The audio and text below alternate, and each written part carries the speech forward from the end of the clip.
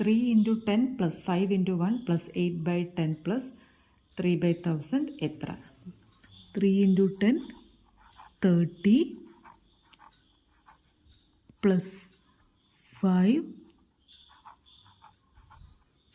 plus 0.8 plus 0.003.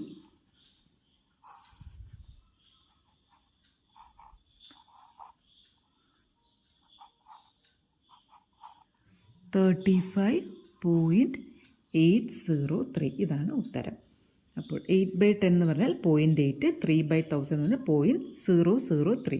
3 പൂജ്യമുള്ളതുകൊണ്ട് 3 ദശാംശമാണ് 0.003.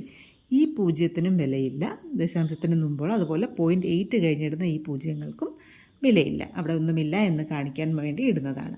35.803.